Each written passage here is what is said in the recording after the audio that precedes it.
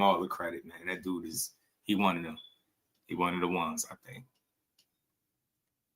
Yeah, Bam reminds me of another Texas legend, like one of my favorite guys to watch, Orlando Canizales. That's who he fights like to me, but just not as fast. Like Orlando Canizales was like a different level of quick. Right. Bam is fast, but this dude was like crackhead speed. But the thing that makes Bam so special, and even anyway, to go back to the point that you made about the level of competition, it's not that these other fighters aren't skilled. It's not that they're not quality fighters, but they possess a different level of power that you rarely see at those lower weight classes. At least not with any type of consistency. So they got the little guy skills, but then they also punching above their weight class.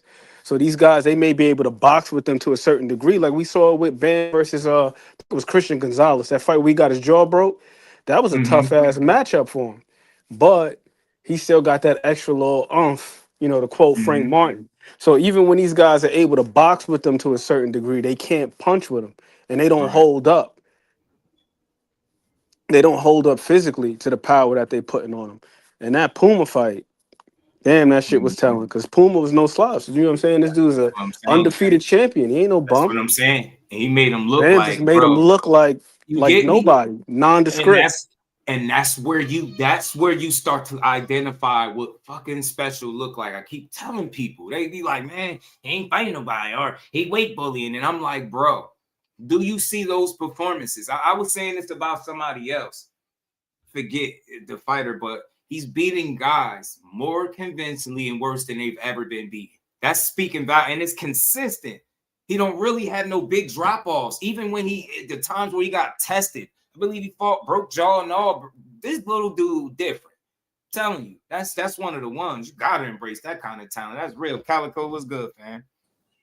What they do, bro? Man, how you feeling, bro? Hey, I ain't gonna lie, I agree 100% because to me that's the best Mexican boxer out there. And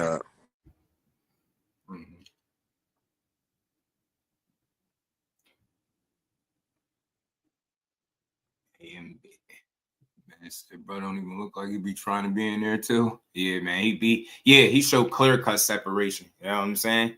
Clear cut separation. Yeah, he got dropped. He got dropped, and then she got dropped. Jaw broken. Like he got tested. Bam has got tested, but it's the way he passed those tests, and then he's a guy that seems like he learned from shit. Like you ain't gonna catch him slipping on the same shit too many times. You get what I'm saying? Like he's a guy that seemed like he's gotten tested. He's just gotten better.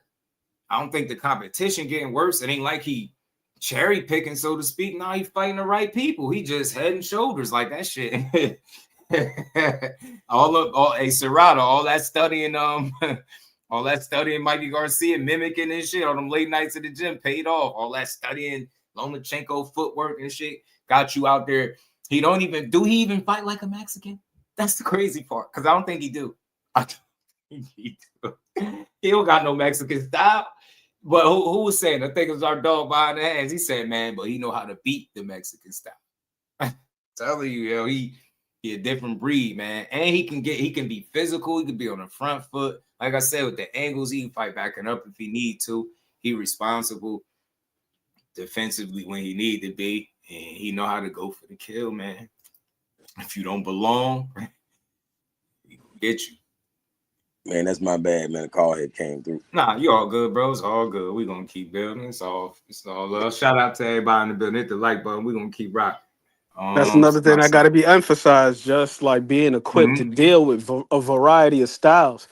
Because, like you said, knowing how to beat the Mexican style. Shout out to my man behind the hands TV.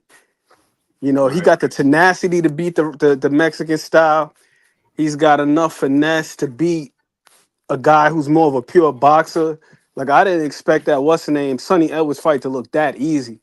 Because Sonny Edwards, he may not have had a lot of power, but like prime Sonny Edwards, in my opinion, I thought he was pretty damn good on the back foot. Like, he was very slick, very smooth. He underrated because of the power. Very technically sound. Yeah, he can box. Yeah, man. But you know what? That's another fight. And again, I always admit it. Maybe I think or expect too much from Bam. But again, obviously not, because he's showing me, right? Like, I thought he was going to beat his ass. I really did.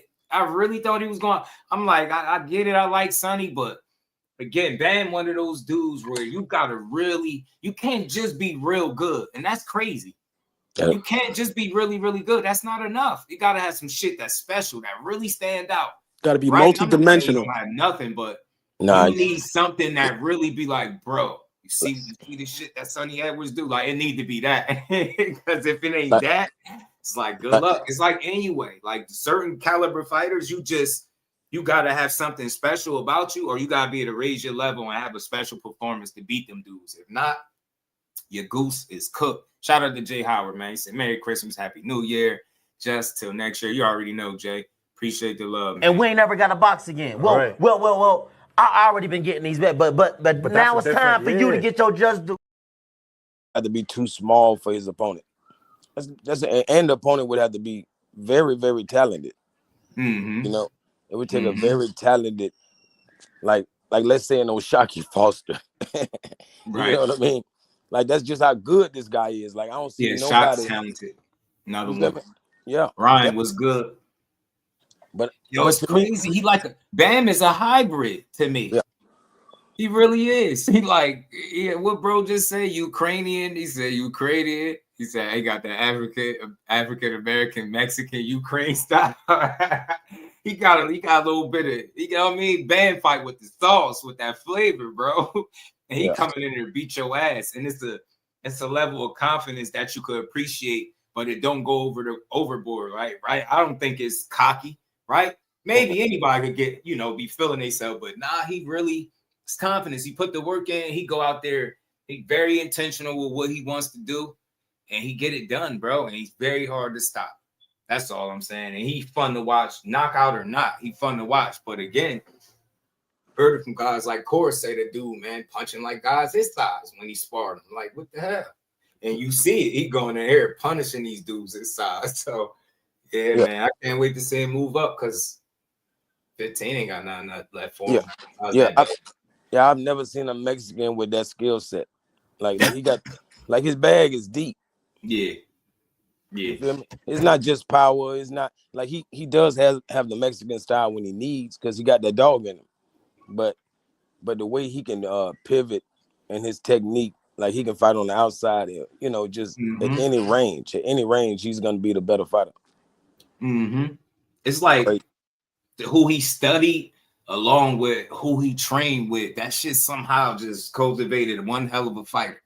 Yep. You get me? It's like, again, it's one thing to study guys, but when you're really able to implement it, and I'm pretty sure we got to study and we could see other people in them, right?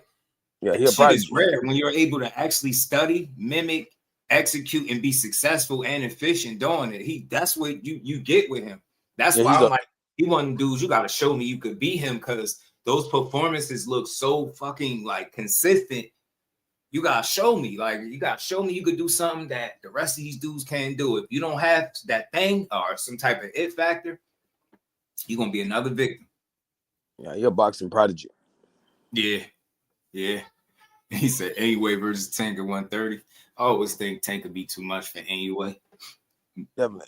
Dude, I think he is 130. I think that'd be too much for anyway. And Tank still punching like a truck at 30. You see it. That's where he had one of his most brutal knockouts, right? Leo. And that shit was, I always say it, making a grown man take a nap in front of his family is mad disrespectful. Yes. And the fact that it was legal was crazy. That's always going to be one of my favorite knockouts from him. They was knocking him, they was doubting him, and they just got the knockout right. Made dude eat his words. It was fun. No question. Who had no power in his last fight, bro? So who was the knockout of the year? I want to go Brian Norman. I mean, early on, it was Brian Norman. Yeah, 6 weeks in memory is wow. But we got Jake Paul. We do got Frank Martin. Frank's was very, very nasty. Only reason I say who's the guy? Brian Norman again, because of the extra. Just it's stuck in my head. Like when I hear 6 weeks, I just hear somebody mom saying I'll knock you into the middle of next week. And he really did something. He exceeded that in real life in front of all of us. I think that shit was crazy. But Frank is a close runner-up. If you told me you had Frank Martin for it, I wouldn't be mad because you've seen him more recently. That's coming off a knockout loss of his own right, a new weight class. And I don't think nobody ever done that to Rand since Bartholomew. So that was very impressive. So I wouldn't be mad. It's a good conversation. But again, Norman, because he had this guy sleep, he silenced he said they already be quiet out there. That shit, you can hear a damn mouse piss on cotton. It was so damn quiet. Bro couldn't even celebrate. I was like, damn. Yeah. I think he had the worst one. Yeah, I think I ain't gonna lie, like I was happy for Frank Martin, but I started being worried for Bartholomew. You know, I was like, man, this is ugly. You know, this guy ain't getting up. You know, and we know the guy that Sasaki hit. You know, he already been knocked out before, so they say that's the whole thing about the memory loss is because the person has already had that concussive damage before.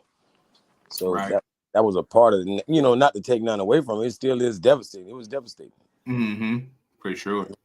And it was sure. Shout out to Kyle, man. So they was out here lying about Bam. They saying Robert Garcia is reportedly putting pressure on Jesse Bam Rodriguez to sign with Zuffa Boxing. And he shot down that false narrative. 100% not true. Haven't talked to Bam about anything regarding boxing since his last fight. Next time I speak to him about boxing is when I have concrete offers from whoever is interested in working with him. And we will decide as a team what is best for him. Shout out to Robert, man. I appreciate him jumping right out on top of that. Just shoot it down, man. That's the way you do it. Appreciate you, Kyle. Because we was already talking about Bam. So Zuffa Boxing gonna have to pump their brakes, G. Zuffa. Zuffa Boxing. He said Harry Grease has the KO of the year for sure. Big dog, boy, they're gonna be coming for you forever. And we ain't never got a box again. Well. I already been getting these bets, but now it's time for you to get your just due. Antoine Russell. I would appreciate they get homie Big Dog. They're gonna be coming at your neck forever. There you go. Never let you live it down, man. Hey, where Big Dog Willie at, man? Man, but yeah, man, good. That was a good fight from Monster, and then Nakatani. Like I said, I just think him get hit a lot. And my thing is, I wanted to see a cleaner performance, more consistent. Now, he kind of, they had that I don't know, where he just let the fight be way more competitive than what Monster be allowing it. And again, he's had competitive fights too. They all do. I'm not, demonizing him for having a close fight, but same time, going into a Monster fight, bro, you just move to the weight class. How much better you're going to be in the second fight? You could be better off, but I'm just thinking a more consistent performer, and that's what I'm going with. The guy who I'm most impressed with overall. I think I'll lean towards Monster, but it's one of them things where I wouldn't be surprised because they got that spirit about them where you really got to beat those dudes' asses because they'll just keep fighting. Monster make me feel like that. The way he responds from knockdowns, Nakatani responded from head clashes, getting hit, having his eye be closed, but maybe that's what did it too. I just felt like he fought with one eye and he just couldn't see shit. Nakatani had the harder opponent, possibly, but it's tough. It's tough to tell that though. It's really tough because I don't know. They both had real tough game opponents. That's what I think. I just think one guy, man, way he fights, he don't knock you out. He available to be hit. I've seen that in multiple fights. I'm not knocking him for it, but it's just an observation of mine. He don't be getting rid of you. Them fights kind of linger, and obviously the longer the fight go, the more you're gonna get hit, right? And that's just what I see. I guess the knockout Monster and they knockouts ain't something so crazy, right? I think Monster got a few more knockouts, nothing too wild. They both punching clearly. So what about more consistent from Monster? That's all. More polished from him. So what you say about the hand wraps? Say that again. What you say about the hand wrap situation? He got to tighten up. He got too many people. Shout out to my dog Jonathan, man. He got too many people watching him, and You just be aware, right, of your surroundings, who watching you, the rules, where you at, where you fighting at. You know what I'm saying? We understand that he's been allowed to do this for the majority of his career, from what I understand, but it's just some places that ain't gonna allow it. And just so you could avoid unnecessary scrutiny, if he even care. Some tell me Monster don't give a damn what nobody talking about. He don't even speak our language. I definitely don't think he cared that somebody would think he playing with his raps, but I just think he got to be smart. You know what I'm saying? It wasn't a good look where you had that eight damn near 9-minute video over explaining hand wraps and shit like that. And speaking of Monster too, this is something I wanted to play a little clip from him after the fight and him talking about the fight. This is what he had to say in this little. まあ正直悔しいですよ、そこは。期待に応えられなかったっていうのは非常に悔しいですし、まあ自分も、まあ正直倒したかった気持ちは強いので、まあそこはね、ピカソのディフェンスがうまかったっていう、まあところですね。まあ今日の、まあボクシングというより、まあ僕の気持ちですかね。やっぱりその集中力だったり、まあそこがいまいちこう体と、一致していなかったというか、まあそこですかね。まあポイント的には離れてたと思うんですけど、ただ自分のやりたいボクシングと、まあ、気持ちが全然一致してなくて、まあそこがなぜ今日こういう形になってしまったのかっていうのはまたまあ改めて考え直す必要があるかなと思います。That's interesting. The stuff he was saying, and reconsider his approach moving forward. That's crazy. This is where we at in boxing, y'all. You got this guy and get a knockout. Now he feel like he gotta explain why he didn't get the knockout almost. Like, bro, you some people just ain't coming to get knocked out, moms. David Picasso wasn't trying to get that Picasso painted on him like everybody else, man. He came with a little bit of scrap in him, man. But it's funny how he said that. He said he's gonna have to rethink his approach moving forward. Damn. Cause shit. When the last time he went back to back without getting knockouts? Been a while, huh? It has been a while, but also, you know, he is also a bit removed from where he started. Yeah, Japan. You called it the sperm weight. We got to remember that this dude started at what, 105 or something like that? Yeah, he started low as hell. Monster started low as hell. So to be where he is now, it is going to take some adjusting because shit, what's name looked way bigger than him last night. Picasso? Yeah. That's something that I'm glad you brought that. That's something to take into account too. Legacy Monster was good with it. Had a tear coming down because he didn't get the KO. Damn near sad, right? He talking about rethinking his approach and shit. Like, damn, Monster. I mean, but it's good to see that he feel like he just need to get better. But man, he said his concentration wasn't there and stuff like that. Yeah, that's because y'all was back there. They caught y'all playing with that damn tape. It goes back there. That shit took some of the wind out of your cell. You out there, you back there over explaining for 10 minutes. man, hey, I don't know if you saw they exposed Canelo did the same exact hand wraps. Yeah.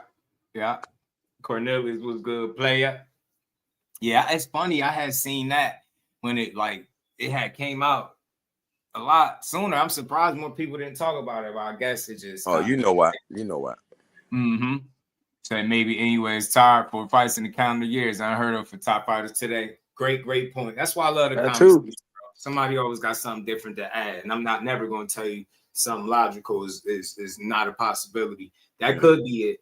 I said the similar thing about who was it? Charles Conwell. How many fights did he have? Was it 4 or 5 in a short time span? And I'm like, not even that. He's fighting all top competition, but you was fighting some decent guys, and it was real quick turnarounds. And you usually don't see that unless guys are at a much earlier point than where he was at. So maybe I was saying maybe that caught up to him, and that's also a possibility mixed with what Ant was saying, where you started at, mixed with you having 4 fights in the calendar year. I said that before too. Top guys don't have those fights that often like that. You get what I'm saying? And he's been very busy and he's been smoking shit.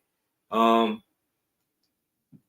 being bigger too, and big, you undefeated dude that wanted to win. I believe that's a fight where the guy wanted to win. I didn't watch that fight feeling like, man, Picasso don't even want to win. He don't want to beat Monster. Nah, he did. He tried. I believe he tried. He just didn't have enough. So yeah, man, that's possible, bro. And think about this. I'm glad you said that, because just as I pulled this post up, he said my time in boxing is running out. And I feel like when you start talking like that, even though it's, it's the inevitable, but it's just different when you hear somebody in the thick of it. Think about it, they putting you in multiple big fights and you over here like, yeah, my time coming to an end. My time running out. This shit. You know what I'm saying? My Monster, like, man, I ain't about to be fighting till I'm 40, bro. Not about to stick around long enough for one of y'all to beat me. He like, nah, concentration wasn't there tonight. You know what I mean? He said, nah, that's another thing. He said Picasso defense was just too good, too. That's what he said. Gave him credit for that. So shout out to him. That's why I said everybody ain't coming to get knocked out. He had some solid defense mixed with, some offense, some return fire, too. For fights against nobodies. Nah, man. I mean, look, no question. If you don't know the people that he fought, say that. But you can't just say he fought against 4 nobodies. That's not a good representation of what happened, what took place. He didn't fight against 4 nobodies. Sometimes those nobodies, the fighters will tell you, give you the toughest fights. It's the ones that don't nobody know. So again, I don't be looking all the time for name recognition. You know what I mean? I look for, especially with Monster, because who is it that you think that's in his weight class that he can't beat, right? Or that he wouldn't fight? Do you really think it's somebody in his weight class he won't fight? There's absolutely nobody. There's no duck in his blood. None of that to me. Not a single soul. There's nobody that I don't think that little guy won't fight. And this is precisely why people want to see him to continue to scale up the weight classes. Like, there's nothing here. Just keep going up. Nothing here. Just move up again. Exactly. Nothing here. Just keep moving up.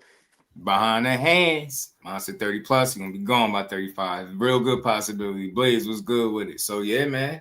I don't think he's fighting nobodies. I think we got to do a better job at doing our homework on these guys that we consider nobodies.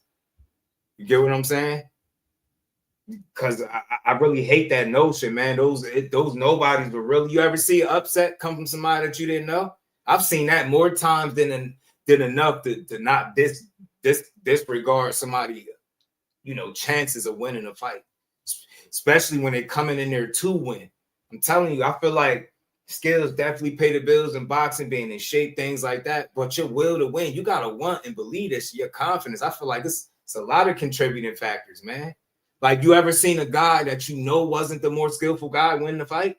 We've seen that before a lot. I know we all seen it, because when somebody got the will to win, when they ain't coming, with some shit on their mind and they ain't coming to lay down, you're gonna get you a hell of a fight, man. And look, to Picasso's credit, he came to fight. He wasn't trying to just be another KO victim. And Nakatani had somebody that was coming to fight too. Yep. Good point too, L-Dub. That was the only guy that I would have said would even qualify as a quote unquote nobody, especially if you follow the sport, which is that dude Yi Jun Kim, that Asian dude he fought. That was the only one that I would say is like kind of and I don't even like to call fighters nobody, but if you wanted to, for the sake of this conversation. But yeah, Cardenas just had a damn good win recently on Pro Box. Y'all gotta start bigging up the sport more, do more homework. Think about it. When we sitting up here calling guys nobodies, that just means we ain't doing our homework. I'm telling you, everybody ain't gonna be all plastered all over your TV screen. It don't work like that for everybody, bro. Some guys you gotta do a little bit more than surface level to figure out who they is, man. Like, you know who I came across recently, and I love this. I love when this happened. It's one of the female fighters, and that's my first time seeing her fight. I've seen her fight once. It's Ellie Scotney. Man, her fight got canceled recently. I think. Yeah, bro. And Caroline Dubois. I love her. I love Caroline Dubois, but I didn't know her since the start. But Ellie Scotney, I didn't know her, and I seen her. I said, "Who the fuck is this chick? And why didn't I know about her before this?" I feel Shadeja Green. Shadeja Green. Like, I just found out about both of them this year. See, Shadeja, I got multiple interviews on the channel with her. She family over this way. I came across her on my own. I was calling her the best kept secret, and I forget. I gotta go do the homework. She came out for a fight. Forgot who she was fighting, and they called her the best kept secret. I said, "You dirty dogs." Yeah. But shout out to her. It's just the truth. It's just the truth. But she a real one. She got on her Instagram live, and she said, "If you hear anybody call me that, it came from Just Do Boxing first." She made sure she said that. I was like, "Yeah, I rock with her, man." So yeah, man. But Ellie Scottney, special talent. I was looking at her. I'm like, man, she could really go. She fun to watch, and she let her hands go. Good work rate, output. She get to it. I hated to see her fight had to get called off. I think she had an injury or something. Matter of fact,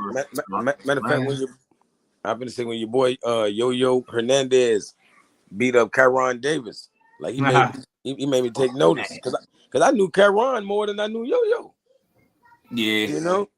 Yeah, and boy, that boy showed up. He's something serious. Yo-Yo was. You talking about the what is he, Cuban? Yeah, Cuban dude that was sparring with Canelo.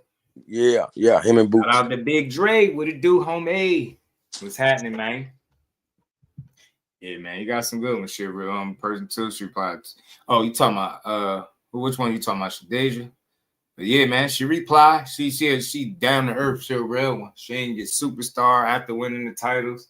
None of that. It's just those are some real. That's somebody I always support. Chantel Cameron could fight her ass off. But yeah, Ellie Scottney, bro. I seen that one fight. I was like, whoever this is, I'm watching her every time. Elizabeth Ashoba. Still ain't see her yet. I don't think so. That's my girl, man, from Nigeria. I've been screaming for the mountaintops, trying to tell everybody I can. Look out for Elizabeth Ashoba. Still ain't seen it, man. Speaking of Nigeria, what is homegirl's name too from Argentina? Carla Marino. She could fight, man. She could fight her ass off. Carolyn Veer, another one that could scrap. We got some good fighters, man, coming up out of the women's divisions. I like Meatball Molly too. Like how she get down. She sold me, man. And it'd be killing me because dudes be like, I can't watch women's boxing. I'd be like, because you don't watch it. You need to sit down and watch it. These ladies could fight. You know what I'm saying? Stop expecting it to look like men. They're not men. They're not men. I repeat, ladies are not men. Now, don't get me wrong. Some of them fight like some. They don't fight like the typical chick to me. I don't. Neither does Caroline or Carla Marino. Carla Marino don't fight like a girl. Or Carolyn Veer. Nat Dove can she get busy? Tell her to be a dude, be a boy, to box when she was younger. So you know that's dedication. And you know if you can fool people into believing that you a dude and you hanging with the guys, that means you beating ass. That means you standing on business.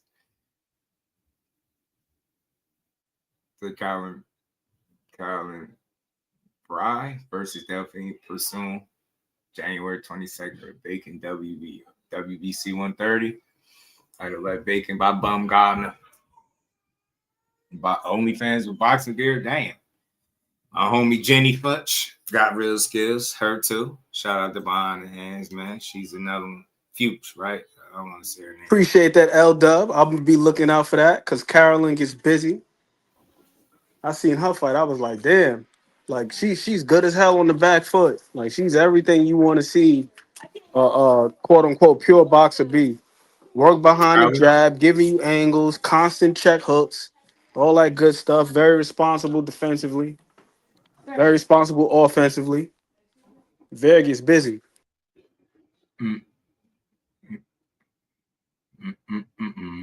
Delphine Persoon, she getting a little old, ain't she? Getting a little long in the tooth, Persoon, ain't she? Been around for a little bit. Agreed during the negotiation, but during the fight, they had second thoughts and tried to accuse anyway illegal hand wraps. RIP, they didn't try. I mean, they did. I mean, they ain't accuse them because they clearly did something wrong because they unwrapped it and had to rewrap. You get me? So, regardless of what the rules are clear, man. What they did, it was something they wasn't allowed to do, and they had to rewrap because of it. I don't think it'd be people trying to accuse them as much. It's like, think about it. The more people put up resistance to them doing something wrong, the crazier it's going to look. You get me? If nothing was done wrong, they would have kept with their initial hand wraps. Obviously, the way they was most comfortable doing. Cobra Ruiz rematch has been ordered. Okay, like WBC. Hey, I got a question, brother. Mm-hmm.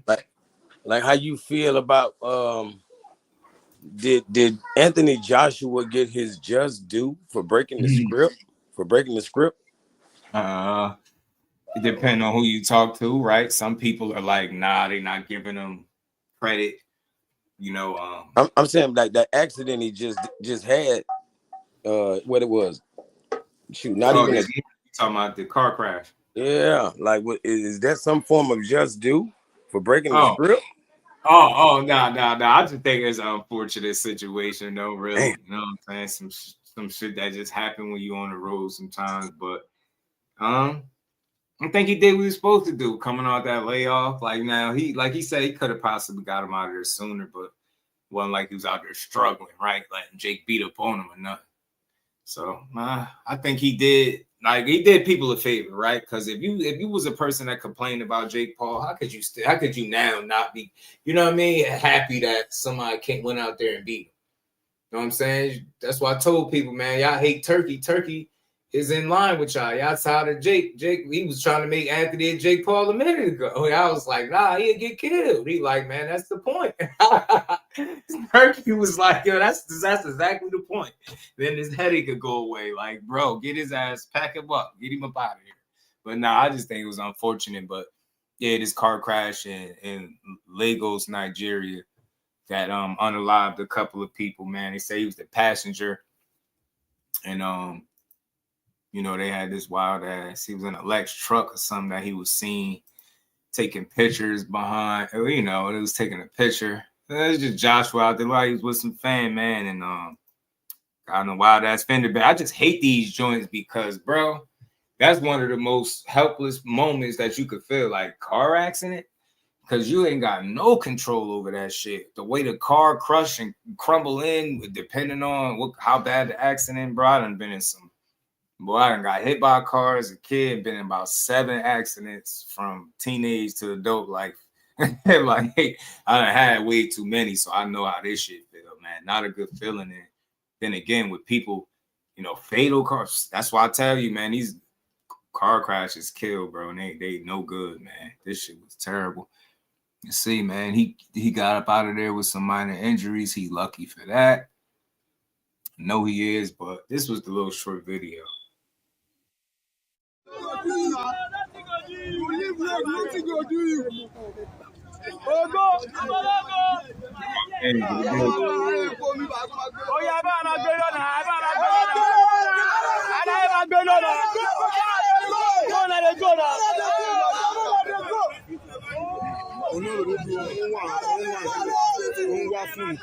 Bros, what did they find?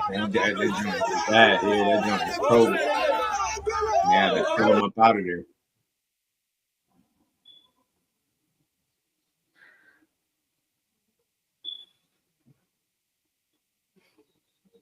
So it'd be the slightest. Yeah, I remember somebody car I was in smashed right into a pickup truck, bro. And the dashboard kind of like smashed in and hit my knee, and that shit shot up to my hip, bro. It's like, yo, these is the weirdest shit that happened, and then you find yourself hurt. Glad they blotted that out, man. But prayers to the families, man. That's unfortunate, man. These car wrecks is terrible, bro. I hate riding past them, seeing them, somebody car soda canned up. Thankfully for him, big as he is, he ain't, you know, they had to get the jaws of life, but he had to get pried up out of there. So prayers to all parties involved. And I just want to say this briefly, man. I see some people trying to say Anthony Joshua was driving. Yo, I really don't like people that purposely spread misinformation for engagement, man. I don't even want to use the word clickbait no more. That's kind of old, right? Y'all just lying at this point. Hey, clickbait my ass. Y'all just lying for clicks.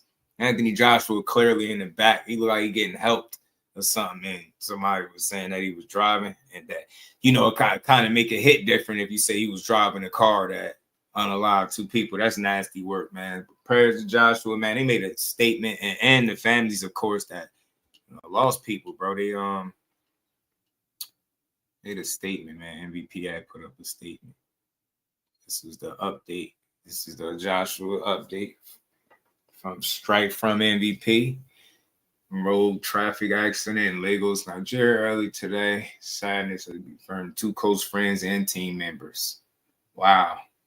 Tragically passed away. Damn. Yeah, that sucks. Joe Quinn, what it do? Somebody hit us on our side and we on the way home. We seen a family member in the hospital. Yeah, Zoomverse, what it do? Law firm, I hear a lot of crazy stories. Damn, that's crazy. Yeah, man. Car wrecks is terrible, man. Hate them. Hate anything about them. You know what I'm saying? Terrible. But, you know, man, all you could say is prayers to them, man, and nasty work by anybody that posted that it was Joshua driving for some engagement, man. That's nasty. It's crazy work. See the glass and stuff all broken out. Not a good look for sure. Not a good look for sure. Let's keep going, man. Let's keep rolling, man. Something else I want to appreciate the day, man. Just gotta appreciate the day and appreciate the moments you had. This man was just involved in a mega event, paid handsomely, and then a week later he's in that situation.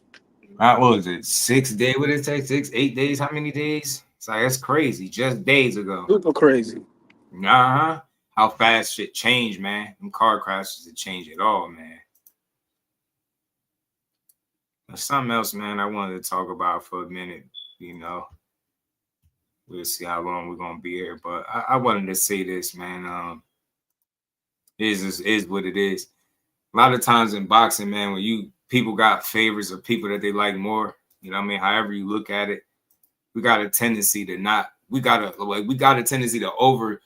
overly compare guys one another. And I've been seeing like for the life of me, I'm gonna be honest. Like I don't know how many 10 conversations you can have currently right now with him just being on the sideline. From what I hear, he locking in, getting his shit right, preparing for a comeback. But I keep hearing these like wild ass comparisons between the two, and like there's I just think they're wise. I spoke on this before, but it's not the same, man. And they're not the same. They don't have the same goals. The way they move is different.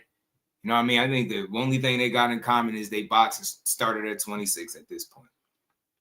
Got one guy that told you what it was about, getting his money. He currently coming back to probably get more money, make even more money. And it might be some legacy attached to that money, possibly from some of the stuff that they whispering about, but we'll see. But I've never seen a more like a silly argument at this point. You can't compare the two. They're not the same. They're not the same. They don't move the same, think the same. They different plans. They work with different people, right? It's just not the same, man. To try to the conversations that I'm seeing online, like surrounding this kid, you would think that he got something else lined up. Like this is not what he got lined up. You telling me, son of God, what's good with it, bro? I see somebody because you know the brother conversation with Keyshawn and Shakur, they just can't get over. Why?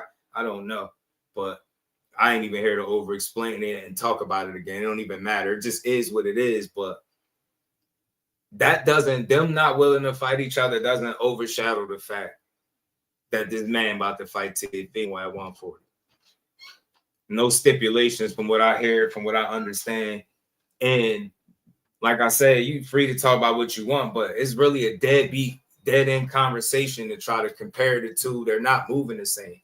That man really, he wins. And I'm saying I think that stamps him in the Hall of Fame for sure. He go up there and beat that man and take his titles. And I feel like that's why people are ducking the real boxing conversations and trying to compare him to Gervonta Davis. They're not the same fighter, bro. And I'm here to say, like, this is just my opinion of it. Shakur should never spend a day of his life trying to be the face of boxing. Who gives a damn? Look how that worked out for the last face of boxing, to the point where he's saying he didn't even want to be. So that shit is overrated anyway. Do you got to be the cash cow that your contemporary possibly? No. Nah, but I think what he's doing is great for boxing. I think people are conveniently choosing to duck it because it's a real boxing conversation that they're not willing to have. While whoever your favorite fighter is doing what they're doing, that man just went and secured the biggest bag and the best fight out there for himself. I don't think it was a better move that he could have made. That's why they're trying to overshadow They're trying to allow the fact that he said something about 500 million overshadow the fact that he about to go chase greatness. And I don't care who your favorite fighter is, whether they're at 135 or 140, he about to pass a lot of guys up if he beats Teofimo on the 31st of January. He gonna pass them up. Yeah, them conversations that y'all like to have, and yeah, he gonna be at the top of them shits. What they got? They got him at like number 7 right now. I think on the pound for pound, he got a chance of moving even higher, bro, with a win. You know what I'm saying? And some of them wins that T.O. got is 2 of the best wins that a lot of these guys we talk about got in boxing.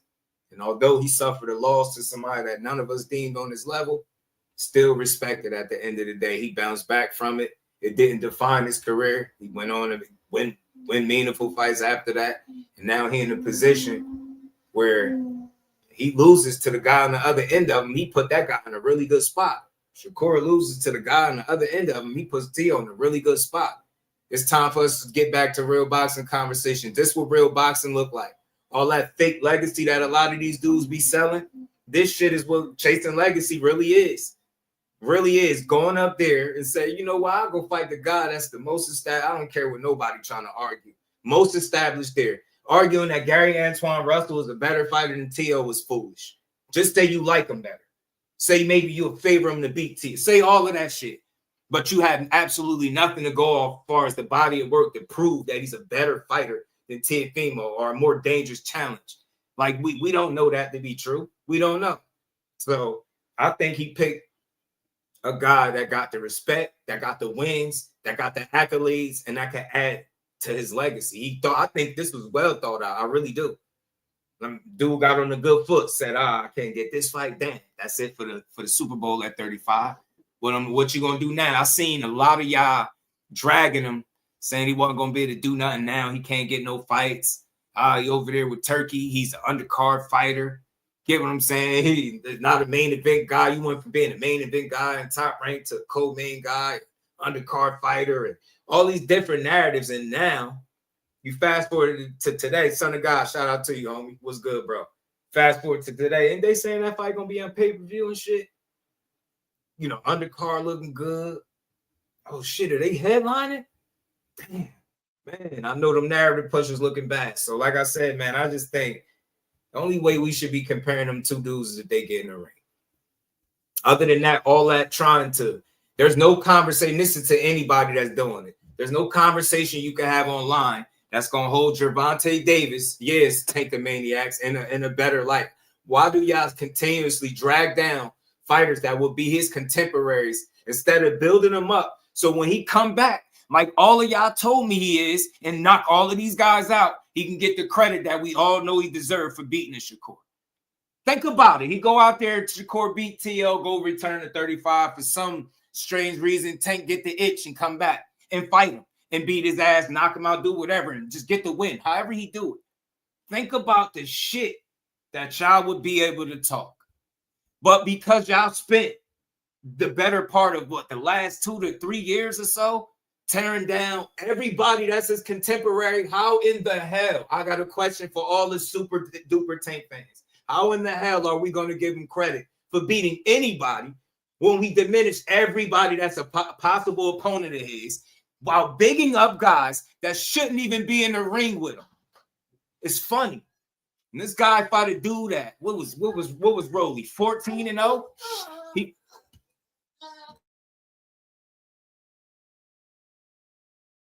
I don't know, Reef, but them damn tickets looking expensive. Got me ready to sell mini poodle puppies and plasma out this motherfucker. Otherwise, I'm gonna be watching from the comfort of my home. Expensive ass tickets.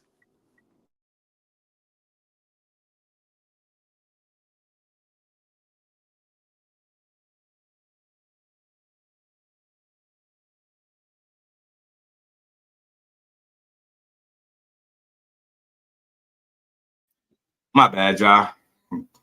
Kids. Always. Back to what I was saying. Y'all out here justifying fighting a 14-0 guy, but everybody is certain Shakur fight. Y'all could He don't belong in there with this one, that one, but you would justify him not only from a Lamont Roach that's not in the weight class to a Rolly at 14-0. And then now today, because Rolly is some kind of champion today, you think that makes the fighter that fought him years ago and knocked him out look better. That's foolish. His resume aging like wine. Nah, ain't no such thing. You fought, the guy that you fought was a 14-0 dude that everybody was trashing and saying he was one of the worst fighters in the world. You don't get to turn around years later because he got wins now and say, oh man, that win looking better. No, you beat a guy that had 13, 14 wins. I'm not shitting on the fighter, but the people that push narratives. The guy had 14 fights. You get what I'm saying? 14 of them shits. And now y'all talking about, yeah, man, that win looking good. Now the win is what it was and what it always will be. Fact of the matter is, y'all use too much time and energy tearing down these fighters to try to prop up your fighter. But if your favorite guy, or female, ain't fought a fighter on the level of the guy or woman that you tear down regularly, what are you actually talking about? What are you saying? All this resume talk is garbage, is overrated, overblown. Terrence Crawford been proving that shit all his career. That resumes is not the end all be all. You get what I'm saying? Y'all got to learn to build these guys up so when your guy decides to fight them like you said he gonna do, we can give them just due and the credit they deserve for fighting a world-class guy. But if I just go off of the narratives, like he don't got 50-50 fights, everybody is not good, anybody getting there, he just gonna knock out, so we might as well just give him the wins over everybody. Shit is the wildest shit I've ever seen. It's like nasty work. Nobody gives a damn about him not fighting Keyshawn that much. It's not even a big story. It's not even a big deal. Who the hell behind the scenes trying to put them in a ring together? Who? They ain't never even tried to do it. It's a dead-end argument. We can't force it online. They ain't fight, but them dudes, you got one that's making his comeback. I think he gonna do his thing. I think him and Jermaine Ortiz could be the start to Keyshawn Davis 2.0. So what I'm saying is, more of the story, I hear how, people say them being brothers is bad for boxing. It really ain't. That's one fight. They trying to fight everybody else. Not that big a deal, bro. Until they get in each other's way and it's either you or him. I ain't tripping off that. He going out there, these dudes are trying to make the best opportunities for themselves. And I feel like anytime any fighter on any level is doing that, I respect it. So a guy could have stayed stuck on stupid at 35 and sat around with another Padley or somebody for them to feed him. But he went to 140 to go get some real smoke. I think it's a lot. I think that's saying a lot. You know what I'm saying? He daring to be great. Say what you want about T.O., but it's one of the top guys in boxing, bro. Now, would you say that that's a habit other fighters could adopt, having a brother in boxing? As far as do you think that's a habit other fighters could or should adopt? Having a brother in boxing, like if every fighter was like that, would the sport be like? What kind of position would the sport be in? It's something to think about, but I don't think it'll ever be like that. You get me? I feel like it's too grimy of a sport for everybody to be on it the way they on it, and I feel like the Charlos would even fight each other. I feel like even the twin Charlos would fight each other. Honestly, I don't. Them dudes ain't fighting each other. And y'all keep saying there ain't no friends in boxing. Your favorite content creator might make you think that, or whoever it is you go listen to, but that's bullshit. There's been friends in boxing since the beginning of the time. And if we sit here and talk about it long enough, we could name several examples of guys that were cool, that didn't fight, that didn't get nowhere near the scrutiny that they're getting. People just want something negative to say about them. The jig is up. Y'all don't got no leg to stand on no more. You're telling me a guy chasing for fourth division is messing up the sport of boxing. I don't even want to say as opposed to what some of these other guys are doing, but so I said, man, it's time for the comparisons to stop. Dudes are not the same, man. Said most fighters have a brown box. That's a fact. Shout out to Behind the Hands. He coming up. My guy, Ramon, what it do? Yo, what's good, bro? That's my dog. What's good with it, family? Hey, man, shout out to your boy Calico, bro. They don't talk about it, bro, and people gonna act like it don't exist, bro. But But the fact of the matter is, I see guys all the time with a quote unquote bro in boxing, bro. You know what I'm saying? They not like major names, so people can't like criticize them the way that they do those two because they probably some of the most popular. But man, even when you and your bro fight each other, does that not make him your bro? Because if I'm not mistaken, Earl Spence couldn't get a Keith Thurman fight, so his bro fought him instead. You know what I'm saying? A lot of people have bros in boxing. Floyd and Zab was bros before they fought. That was his dog before they fought. Yeah, I mean, people overlook it, but it happens all the time. It be people that's bros that's not gonna fight. It be people that's bros that will fight. But the reality of it is, man, you spend too much time with individuals to say that, oh, I hate him, or no, we not cool. We just spar together on Monday, Wednesday, and Friday. Like that, that's not even realistic, bro. It's a job, and some of these cats become more than coworkers. Some of these guys started together. You know what I'm saying? I mean, like I said, it's not plastered across everywhere of who hang out with who. Tell me that T.O. and Rolly wasn't bros. Tell me they wasn't just. Was that not his bro? That's a fact. That's a fact. That's all I'm saying, bro. Ain't nobody talking about why they won't fight. You know what I'm saying? But I'm just saying it's bros all over the sport. It's just who we pick and choose to criticize today. That's all it is. Yeah. And I add this to your Floyd and Zab example, bro. When you hear Zab talk about Floyd nowadays, it almost feels like he laments where their relationship is. Like it wasn't the same after they fought. Yeah. And they used to be thick as thieves. Yeah. So sometimes, you know, guys are not willing to put a dollar amount on a relationship that they've cultivated. What's my man's name? Chris Eubank. He talked about doing like some sort of exhibition with Mike Tyson once upon a time, like when he was low on money. Right. And he said that Mike said to him, like, I wouldn't fight you, you're my friend. And he said he felt ashamed afterwards, like, damn, like, I was really willing to just go in there and just do this for some money. So to your point, some people will fight, some people won't. And for the ones who won't, we just got to understand that they prioritize the relationship above the money.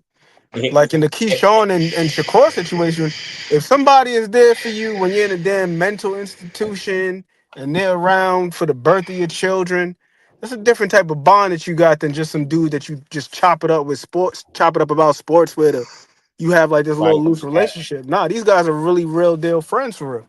So if they're not willing to fight, they're just not willing to fight. And then hell, we still getting Shakur versus T.O. We still getting Keyshawn versus Jermaine Ortiz. There are plenty of other top opposition for these guys to face off against, to where we don't have to be sitting around going crazy over one potential fight.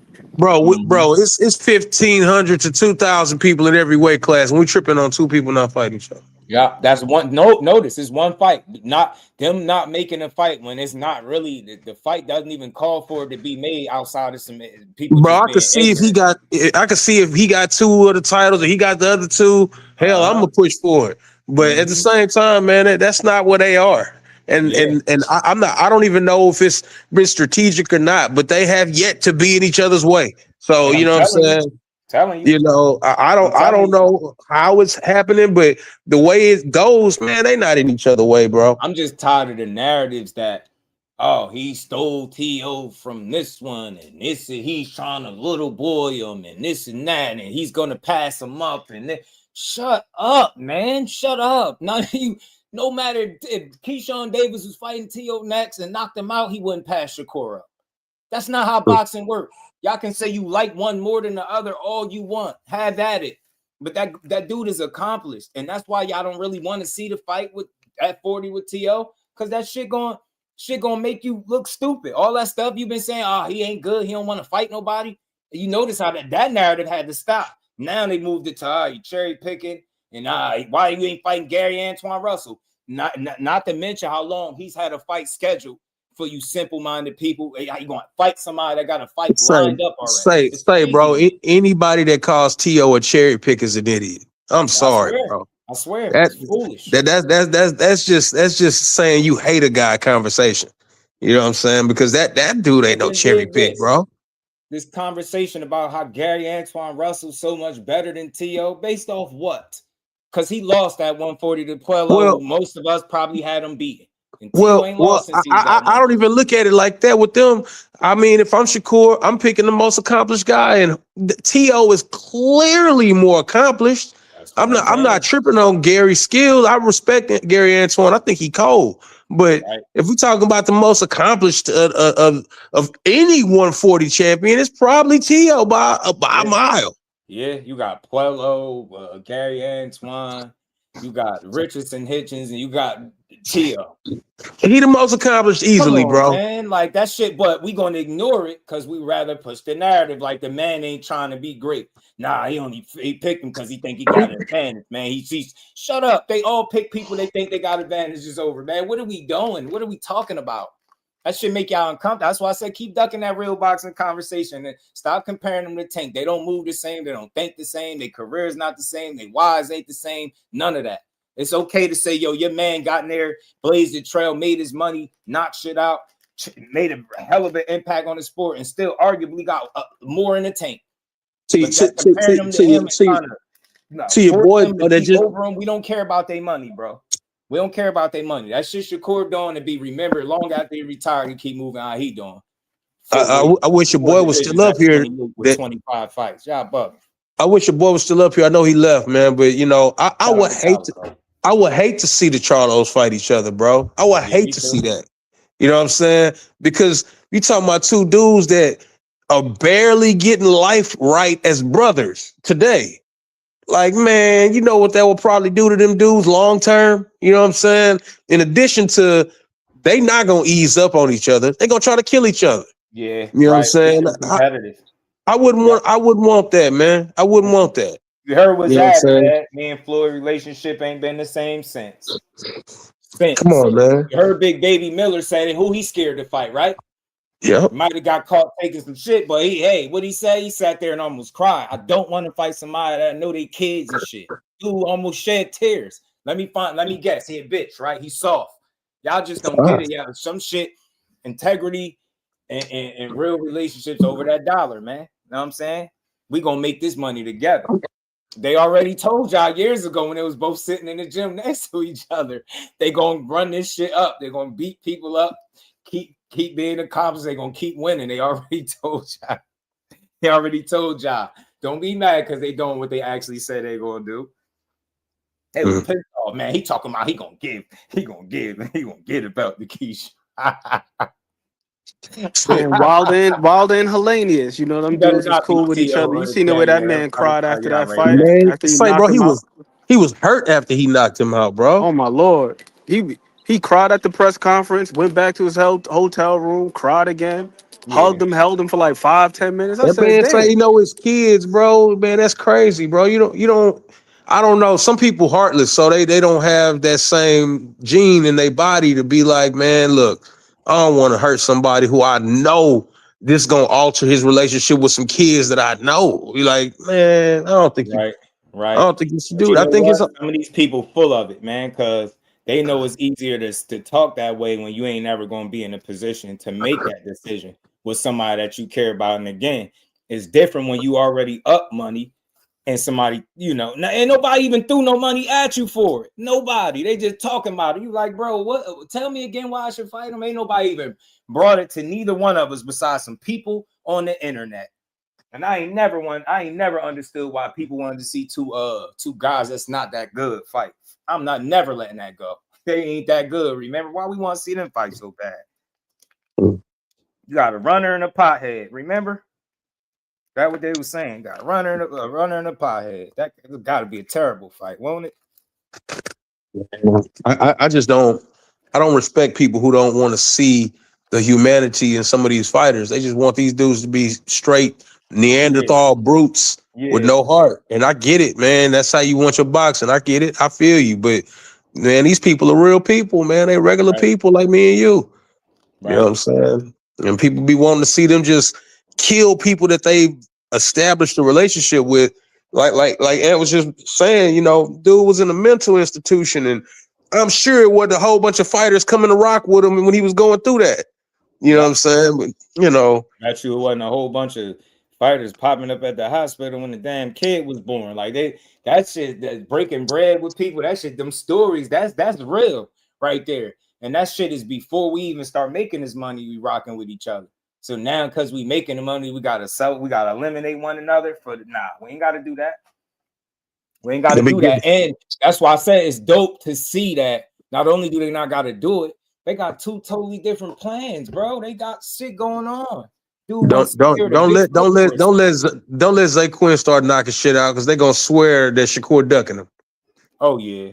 Why he won't fight him? Man, really his brother. I mean, it's really just his cousin. And come on, bro. Right. They ain't even got the same last name. I mean, bro, they gonna hype that up. They gonna hype it up. As soon as they start knocking shit out, they gonna hype it up. I'm telling you. They messing boxing up, yo. I ain't never know that one fight not happening could ruin the boxing, especially one that ain't no blockbuster. Two non-selling ass fighters. My hype job and a guy that don't sell, that don't nobody watch. But yeah, they got him in 3 weight classes at once. That shit is funny. Schuler, where you at? What's up, man? That what the white girls at. He's stupid, man. Cookies are unk to each other's children. Yeah, and dudes ain't trying to cause no harm. They like, bro, we gonna make this money. We gonna get rich without having to beat each other up. And we gonna talk about it later. I told y'all got 2 targets. I'm gonna keep saying that. I got 2 targets. Beat their asses, bro. I got 2 targets to beat up now. Eat one of them. One of them gotta want to fight you, right? I said Keyshawn the one, right? He more like Bud, right? Well, he said the Bradley Tim Bradley said, what about Keyshawn? Said he could be like Bud, man. He said the Charlo twins want boots, bro. The 2 people don't want boots. One guy wants Mel. It's funny how people look at the Charlos as the same person. Yeah, Jamal Charlo ain't bringing Jamal Charlo back to 154 no time soon. Man, he'll never be at 60 ever again. Yeah, that's over. 60. It's over. Yeah, he won't ever make 60. And I don't think people really know and how big those dudes are. Those dudes ain't little. They really big dudes. I'm amazed that Jamel even makes 54. Right. I mean, he every bit of 6 foot, maybe 6'1", barely 6, a little over 6 foot. Man, that dude is a really stout guy.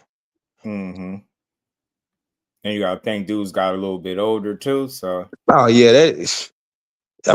you get on the back 9 of that career, man, and you on at the last stretch, man, that's why them guys be finishing their career at weights they ain't never been at. You know what I'm saying?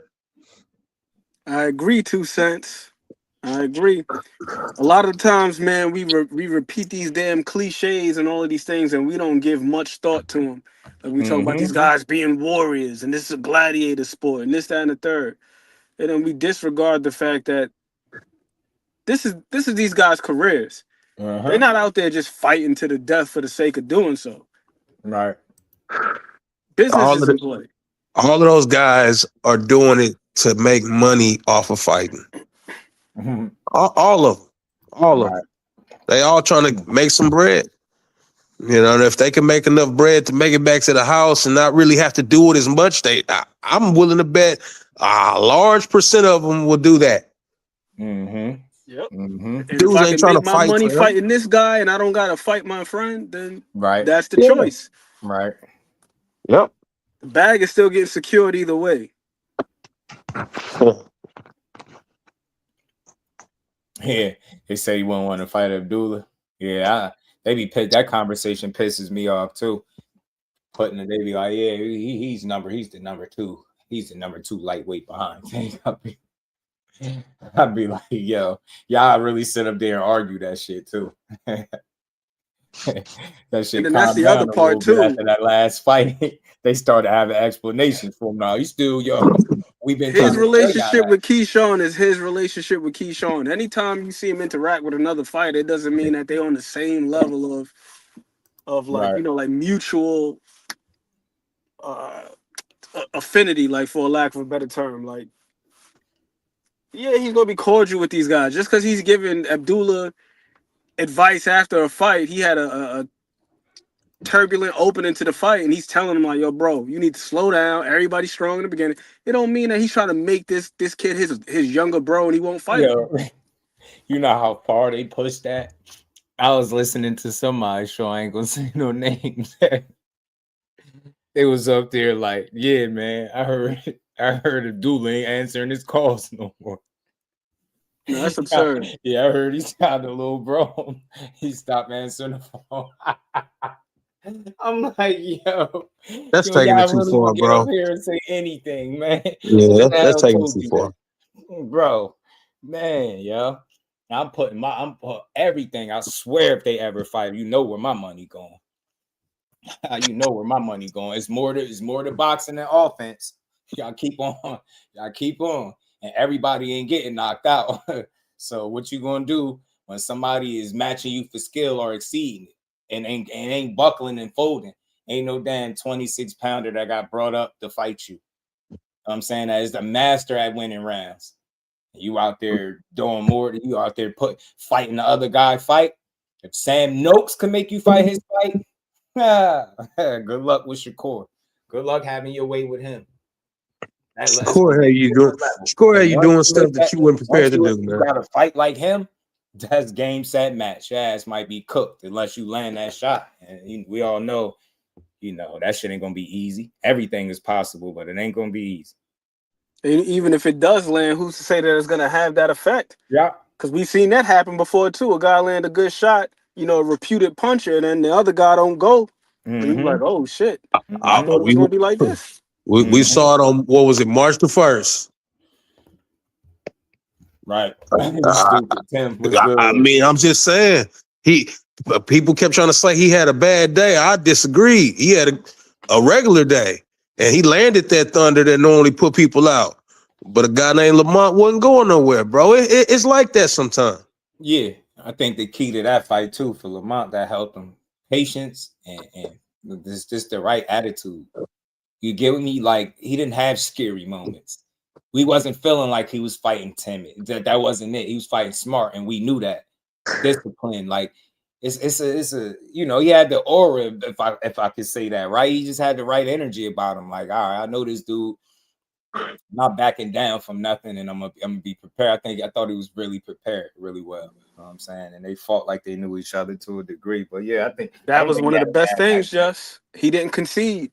Yeah, he didn't just like, all right, I'm gonna just skate around on the back foot and allow the dude to come forward and apply pressure. Like he was the one doing a lot of the pressuring in the back half of the fight. He stood up to the bully. Stood up to Tank on the back foot. Man, and knock everybody out. He stood up to him. Getting a draw in that fight says everything. A lot of people don't know what them draws mean when you the B-side guy, but I do. Yeah, me too. I said it too. It's the harsh reality. People don't like to accept it, but it's real. It's just been that way before that fighter. But it's always a dead giveaway to me when a more popular guy get a draw. I don't care what you say, because there's no way they cheated the other guy. So just think about it. Who got a more favorable decision? And then to make matters worse, he followed up with another fight and you want another draw. I was like, yeah, y'all screw him more ways than one. Y'all created this illusion that y'all gave him an opportunity, and yeah, you did. But then you also took the same opportunity away from him, just like you did the first time. And like I said, this shit is shit.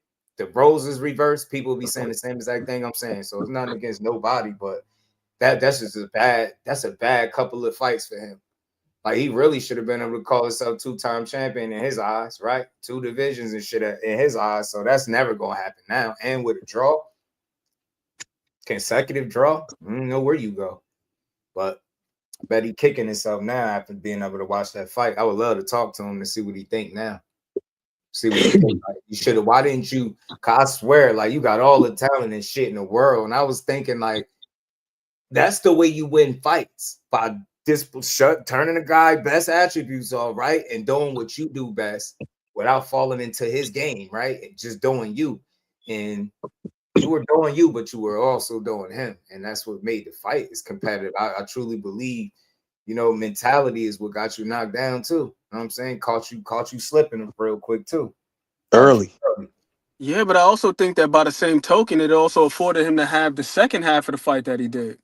That's true. Because I'll say this, we've seen it in those fights, like shit with Core with Zepeda. Zepeda was pressing relentlessly. Yeah. Some guys they not gonna just be there to just get boxed and turned all night. Like even if you do turn them, they gonna keep coming forward. So you got to be able to give them some type of resistance. And I think that early on in that fight with Pitbull, like it seemed like once Pitbull realized he couldn't just completely outfight Lamont Roach toe to toe, like inside like that, then he started trying to do different things.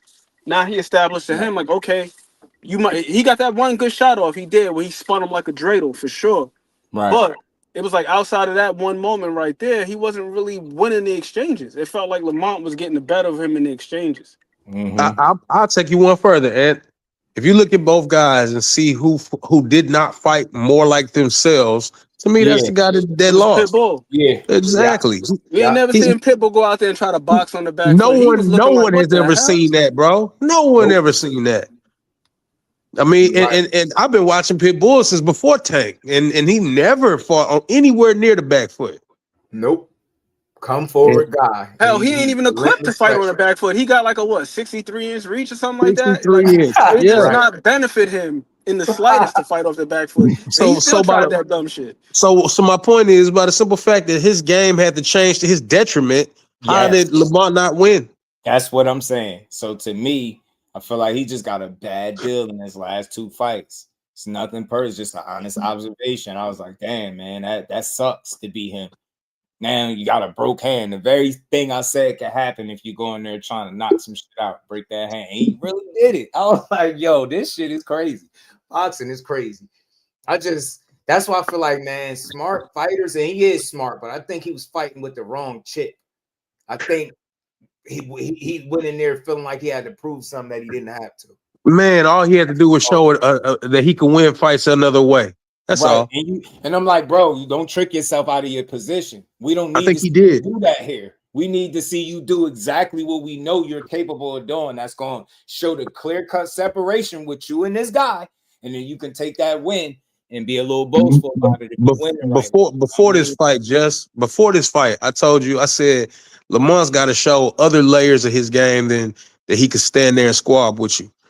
And that's all, in my opinion, that's all he had to do was show that I could outbox this dude. Watch this. That's what I'm saying. I was like, bro, nobody was putting the pressure on you saying, yo, you got to knock this guy out. I think he put that on himself. Bro, I just hated the knockout talk. I was like, man, I don't want to hear the knockout talk. You're not a knockout guy. He could have whooped his ass for 12 rounds. I wasn't a fan of the knockout talk. But I will say, to Pitbull's credit, early on, we've seen how he pressed certain guys out.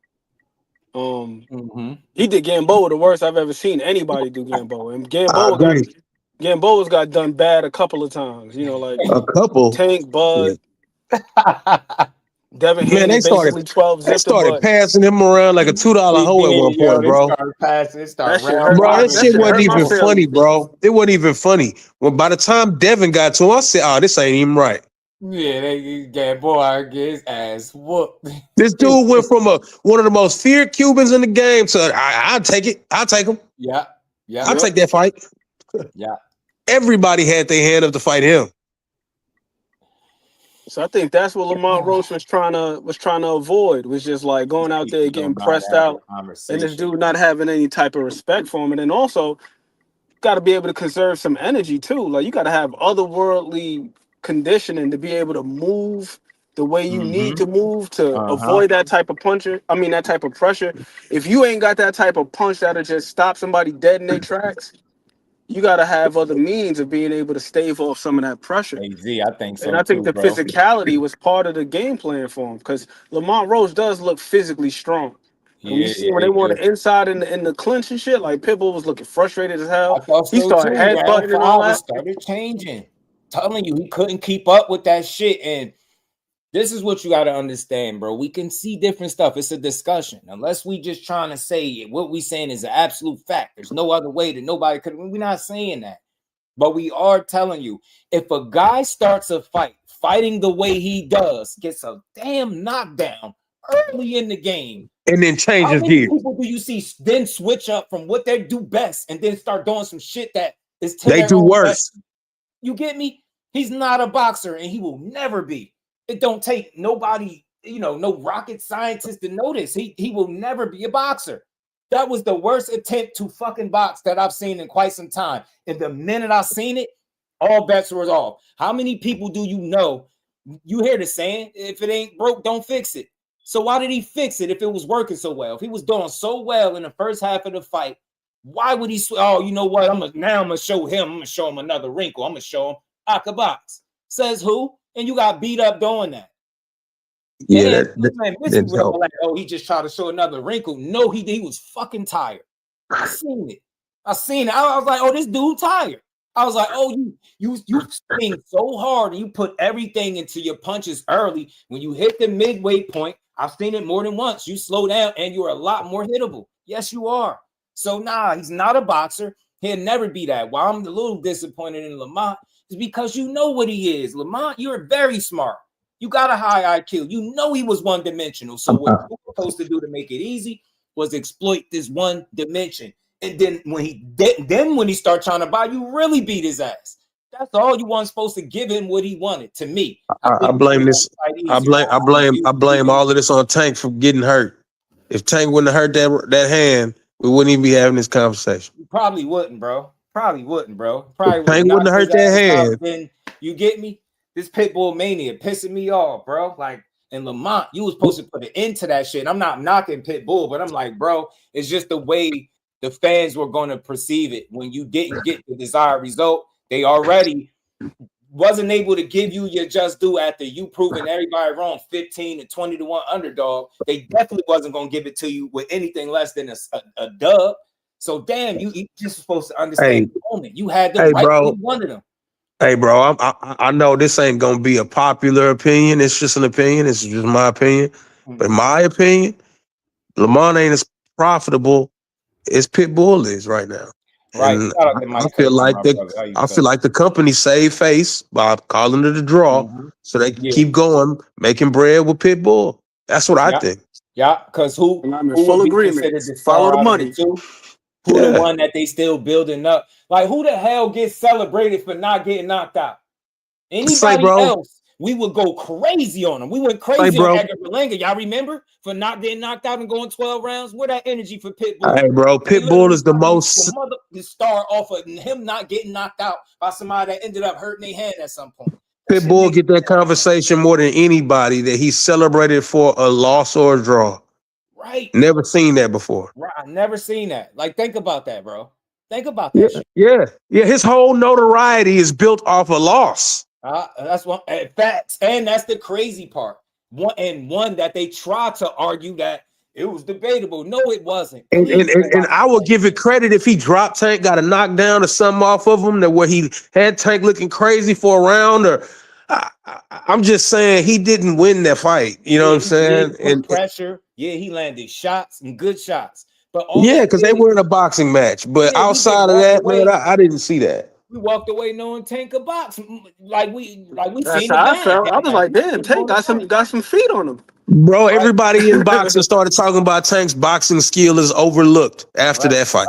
Right. So think about that. That's the reasonable people though, because there were some people saying like, "Oh, Tank shouldn't have been in there struggling with this dude," and I'm like, I didn't really see the struggle. Yeah, that man was out there getting turned and boxed and check hooked and shit. I was like, "Where's the struggle?" Anybody that's relentless like that is gonna have some sort of success to a degree. At some point, they're gonna get some shit off. But he limited the success, and Rayo might have beat him the easiest that I seen him. Because he chose to box in the whole fight. All night, box him, turn him, rinse, wash, repeat, and then he was on point with his defense, rolling with shots, even when he was getting certain shots in. I was like, yo, Rayo, he understands the job, and he refused to do anything different. And why should you box his ass? He wasn't out there, I gotta knock him out. No, you don't gotta knock him, box his head off, bro. Box him. Can't box with you, box him. Rayo took the Giovanni Cabrera fight, but put more offense behind it. Because Cabrera moved in a similar fashion to Rayo. Yeah. Where he was like pivoting, painting the corners of the ring, and then just had this man moving. It was just perpetual movement.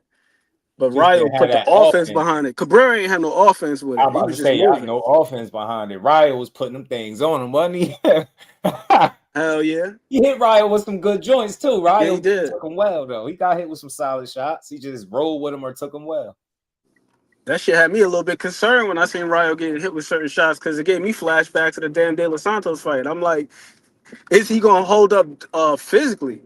I kept feeling like he was. It's just the way the fight was feeling. It was like he was doing so well. I was like, he on point. He understands the job. He knows where the danger lies and how to limit it. That's what the fight was giving me. Like, all right, he get it. He knows how to approach a fight with this dude and stay consistent and not deviate from the game plan. He stuck to it. And he made it a smooth night for him. He got us looking at Pitbull like, bro, if you don't take your ass back to 35 somewhere and play, 140 is not for you. Sidestep uppercut was cooking Pitbull. I'm telling you, Ryo was hitting Pitbull as a dog. Pitbull, man, with that type of style that he got, where it's very like labor intensive, like it's a hard working, it's a damn boots and hard hat, reflective vest type of style. Yeah, it is. He needs some better conditioning. Yeah, because these last couple fights, he been looking like shit down the stretch. Like he looked bad in that damn what's name fight too. Angel Fierro. Remember they supposed to have the rematch? Yeah. And he ended up pulling out. Then they replaced him with Omar Salcido. Yeah. The back half of that fight, he was looking terrible. Yeah. In the Lamont Roach fight, he was looking like terrible down the stretch, except for like round 11. Round 11, he looked good. Right. And like the end of round 11, but from like 6 through like 12 and a half, he was not looking good at all. I was like, man, he got to get his conditioning together. Right. And I heard he one of them guys that like to blow up in between fights too. So yeah, that's you got to take that into consideration. Yeah. But from looking like Pitbull to Bulldog, some shit like in between fights, like a little pug. Facts. So man, definitely a good fight, but I felt like Lamont Roach, as a matter of fact, he could make a case for 2 fights in a row against the PBC, respectfully, but it is what it is. I love to see how he's going to rebound from this controversial, decision again, back-to-back controversy. I'm always about a good comeback story, so I just want to see what his bounce back going to be like. I can't wait to see him do it. You know what I'm saying? I'm always rooting for guys to get back, but we'll see. Likewise, I'm excited to see Lamont Roach fight. Now, me personally, I hope. Now, I'm not saying that he's got to go out there and try to completely reinvent himself, but maybe, just maybe, he needs to find a way to amplify what he does well. Yeah. And what I mean by that is find a way to create some type of separation. Like you can't just be out there boxing well enough against these guys that got a bigger name than you do. Yeah. Like, you got to find a way to do just a little bit more. It reminds me of, like, Marvin Hagler when he fought Vito Interfermo, right?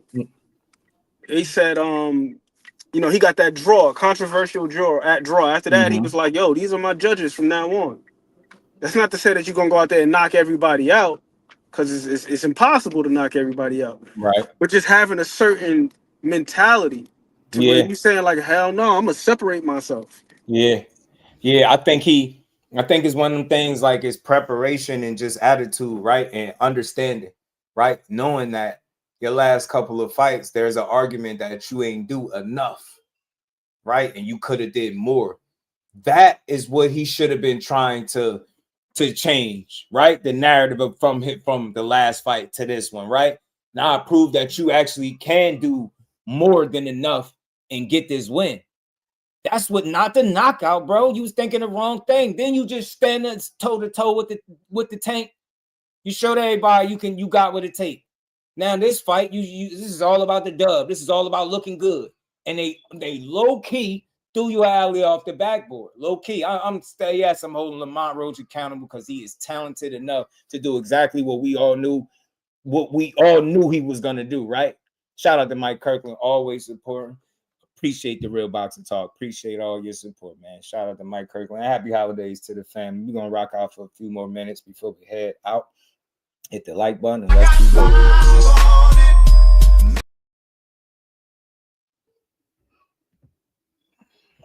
Man, yeah, for sure, man. Hey, dog was giving us game as pups. Antoine Russell not going anywhere. What do you mean? What do you mean, James? What do you mean, Antoine Russell? Nah, he fight Andy Hiroka next, so we could look forward to that. Can look forward to that on that Ryan and Barrios card.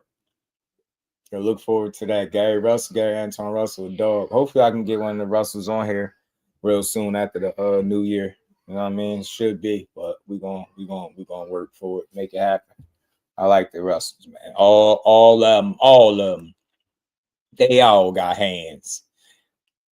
Gary Antoine Russell, the man. You got like his attitude, his interviews. See a thinker, man, articulate guy. You know what I mean? He don't just say BS to me when he talk. He not a clout chaser. He really about his business. What I like to talk to the oldest brothers, because I just want to ask him like about what it's been like training them, like, right? What his experience been like, and has it helped them get better as a fighter? Different things like that. Explain like what was that feeling like when they won that title together? Because you know what I mean, the first time they went up for one, they fell short. And you could see the look on Gary's face, Antoine. He was like, like, damn, I let this one get away from me. It wasn't like he wasn't bitching, right? Which was good. He was just like, damn, like I let that one get out. Damn, I let it get away. And to see them go through that moment and look at all the criticism that he received, to like, never mind that. Gary seemed like he the type, man, I don't care about what y'all talking about. We about to go back to the lab, Slim. And we're going to be right back. You get me? And now it makes me wonder why initially when you heard his name about going for a title shot, they felt like they had to work on some more things before they took it. Makes me wonder, man. He always had a real team. And even though they was able to take that defeat, they bounced back in a real way. And I'm so glad that he got an opportunity to compete for a title, because he showed everybody why he deserved that chance, that opportunity. You know what I mean? He beat Rayo handily. Man, he just too much for him. Just too much. Oh, my Lord. That jab in particular, man. Active as hell, wasn't it? He had that jab in overtime, bro. I said, God damn, give Rayo a chance to breathe. I'm telling you. Because, like, Rayo wasn't even really too bad defensively. Like, Rayo's defense was solid. It wasn't bad. Gary was just on. But the volume was just so much. It's only but so many punches you can block and slip and roll. You know what I mean? Like, something is bound to get through. Yeah, that's what I'm saying. I'm like, man, you gotta love the Russells, bro. And it's just dope to see that. I know he had never tried to replace the Pops, but just assuming the role naturally and letting it come to him. And it's just probably making him a better coach as well as a better fighter, brother, all that shit. Like that shit was a really good moment for boxing, bro. And I think it kind of got overlooked because, you know, for whatever reason, but nah, man, think about the scrutiny. I know you remember, and when they lost to Puello, they was going crazy. Remember? Because he was looked at as the boogeyman. He had 100% KO ratio, knocking everything out. We thought he can get in there, man. Dude came in there to box. Puello had a game plan. He stuck to it and got through it and got the win. I'm like, oh, man. But to see them rebound from that and to get where they at, it's fucking dope, man. You get me? Gotta be some dope shit. Ace, what it do, man? He came to fight, though. But shout out to them, man. It was dope to see them get that title as a family. Gary Antoine as one of the, the brothers. But then, he was the longest reigning, featherweight champion in the history of the sport, I believe, Gary Russell Jr. Man, that's shit like that get overlooked because it's been a while. But I'm the type of guy like that strap on the damn lock and key, man. Like he had that shit. Title he had that shit sewn up. They might as well have named it after Gary after a certain point. Like, yo, this is Gary. This the Gary Russell. They had to pry it from Gary to get that belt, bro. They had to pry that shit. I swear, when I heard that he had an injury and he couldn't pull out, and they was like making him fight with it, I said, yeah, it's all in there. And then you seen him hurt himself. I was like, damn. But then he shook it off and outboxed him with one arm. I was about to say, I low-key felt like that was one of his best performances because Gary generally, you know how Gary is. Gary going to get in range. He going to plant his feet, and he going to let them punches just go. You get me? That was some of the best footwork I've seen from Gary. I'm like, damn, I didn't even know Gary had feet like that. Underrated performance, and it gets overshadowed by the bad decision. Justice for Gary Russell Jr. He beat Magsayo, bro. He beat him. The man should still be the featherweight champion right now, and they know it. Man, he pulled up, man, and shout out to Leo Santa Cruz. But you know he wanted that smoke. He pulled up. He pulled up on Leo Pops. I said, Gary, a fool. He's so respectful with it. But you could tell he like, yo, that's clearly a shot at you. Like, come on, bro. I'm here with Pops. Like, you don't want to fight. I was like, yo, Leo did not want that fight. He did not want it. I'm telling you, a lot of people better be glad that time kind of took his, did what it did, because he is one of the more underrated champions in the history of the sport. And that's crazy to me. Or, you know what? I don't like to say history, right? I ain't the biggest history buff, but I'll say for the time that I've been watching, and somebody that was consistently, like, you could say what you want about the inactivity, though, but when he showed up, it was fun. He beat ass. You can certainly say in recent history, man. And I think it was just a shame because his career is one that highlights just like how the business of boxing can get in the way of what the fans say they want, which is the quote unquote legacy. And if you can't get certain fights, you can only do what you can, which is fight the next best guy up, which is your mandatory.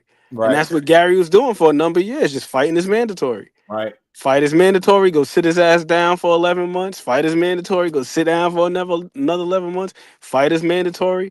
Right. Can't do nothing but what you can do. Right. You know what I mean? So, and I think obviously, man, they wanted him to move a certain way. And I just don't think he was no sucker. And I don't even want to say it like that, but I just don't think he was no go along, get along kind of guy. I think they stood for something. And I don't know. It seemed like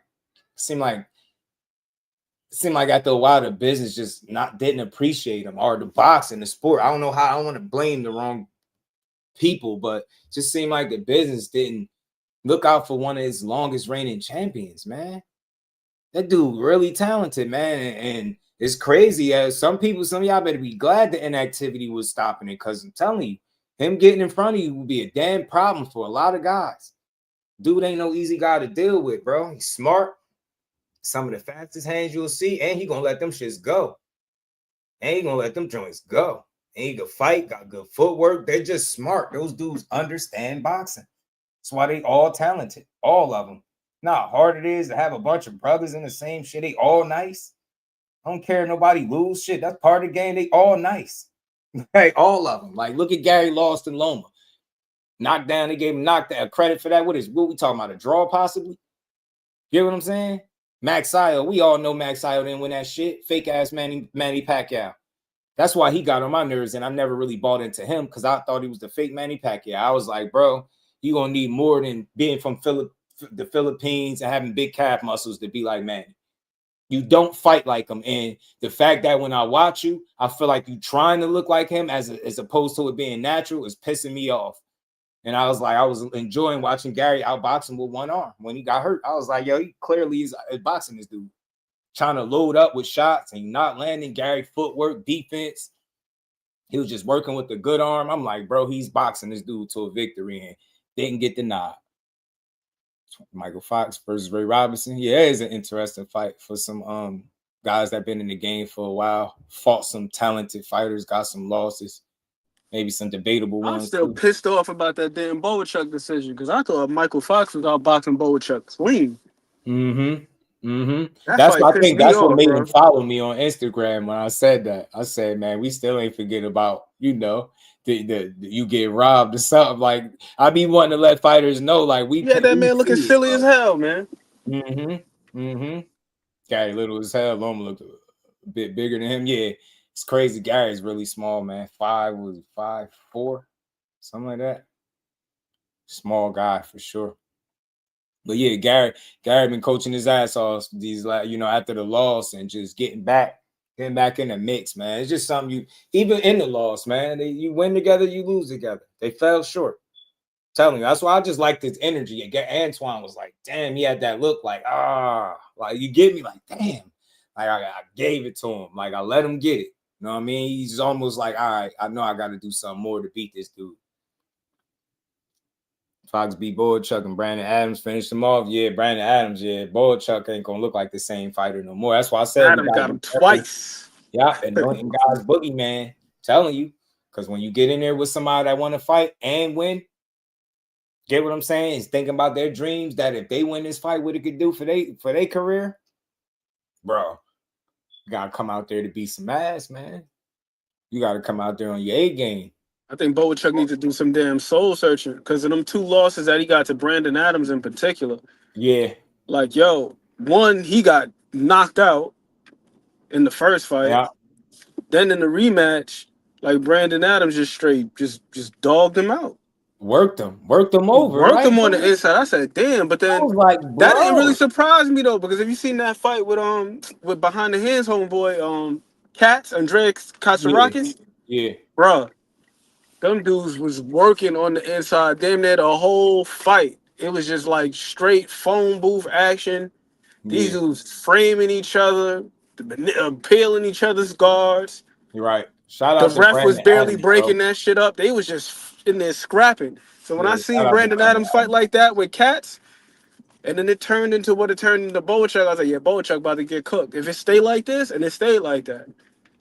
Right. Brandon Adams could really fight for real. Yeah, he could. Yeah, he could. Yeah, he could. And I got a lot of respect. He stood the test of time. He took losses.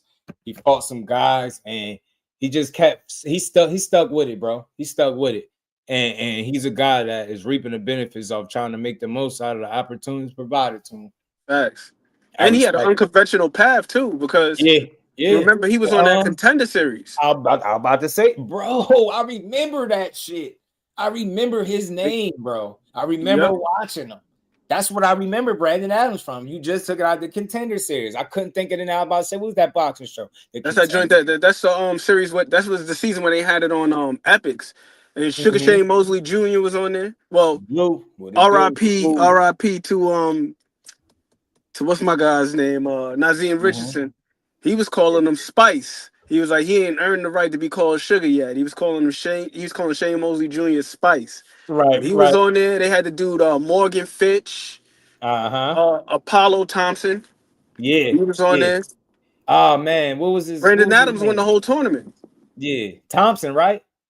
Yep, Thompson. He ended up getting into like a nasty car accident.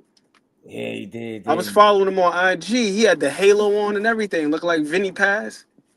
Damn. And I think he ended up becoming a police officer. So I think he ended up having to basically put the boxing on hold. And he was pretty damn decent too. Hey, yo, ain't nothing crazier than them stories where fighters that have some type of injury and had those comeback plans, bro, and you'll be seeing them like really attempting to try to grind it out for the next couple of years just to find out that their injury is what's going to keep them out the rest of it. You know what I mean? Well, they got to go find something else to do.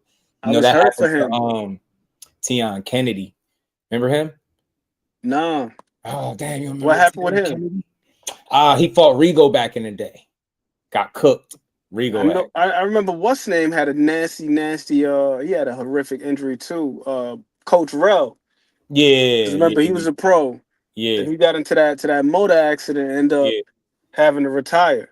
Yeah. I don't know what the hell happened with Bernie the boxer, but I was watching a couple of his fights. Like, Bernie could actually box. I forgot. I thought he talked about it. I love to talk to him again, get him back on here. But yeah, I watched this fight. Yeah, Bernie could box. Bernie was pretty solid. I was like, damn, it's a shame. Bernie had hands. Another guy, I've been meaning to ask Coach Eddie that be on the panels on here. Right. Edward Morris. Mm-hmm. I looked up at his box rec one day. Coach Eddie was undefeated as a pro. He only had a handful of fights, but I'm like, why the hell do you only have like 4 or 5 fights? And then just call it quits. Antoine Russell probably had an injury or something. Antoine Russell gonna handle that little dude. Yeah, too much for that for the little ass pit bull. It'd be too much. It'd be a bad matchup for him, I think. I think so too, because I think that Gary Antoine, he got the boxing ability to where he could keep him at range, and if it breaks into a fight, he got enough speed, power, and he got the damn engine. Mm-hmm. Pitbull got the ferocity, but Pitbull ain't got the engine. Right. Gary can maintain that shit, man. It was I was looking at some of them rounds against Ryo, bro. There was a couple of rounds where he threw over 70 jabs. It's like, who the hell is jabbing like that? Right. 70 plus jabs, bro, in successive rounds. Yeah. He had my man Ryo. He had my man Ryo with a quagmire for real. Like how the hell am I supposed to deal with this shit? Like, Right. 70 something jabs, and that's not even counting power shots. And you know what I mean? Right. Pitbull will fuck around and get his whole face jabbed off, and if he want to turn it into a fight, he gonna get beat up. Right. It is crazy, bro. If he couldn't deal with Lamont Roach like that on the inside, and Lamont Roach had him boxing off the back foot, and Gary Antoine is a bigger, stronger, higher output version of what he's seen with Lamont Roach. Right. I mean, like, good luck with that.